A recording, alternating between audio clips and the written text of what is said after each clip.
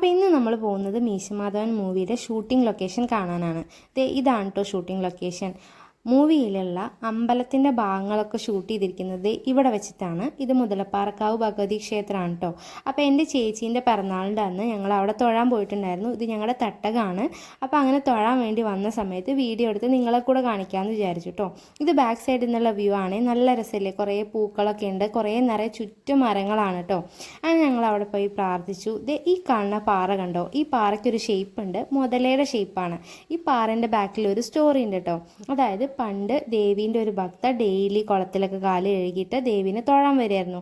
അങ്ങനെ വരുന്ന സമയത്ത് ഒരു ദിവസം കുളത്തിൽ നിന്ന് മുതല കുട്ടീൻ്റെ കാലിൽ കടിച്ചു.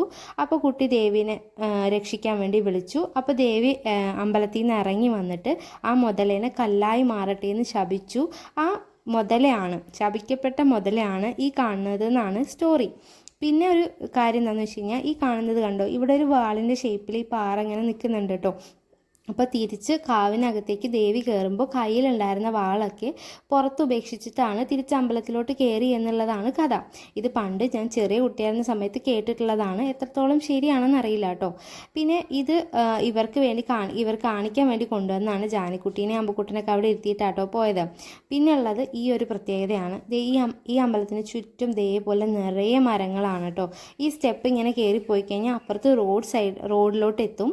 ഇതാണ് കേട്ടോ പുറത്തുനിന്നുള്ള വ്യൂ. നല്ല രസമല്ലേ കാണാൻ. ഇപ്പോൾ നിങ്ങൾക്ക് കുറച്ചും കൂടെ മൂവിയായിട്ട് കണക്റ്റ് ആവുന്നുണ്ടാവും.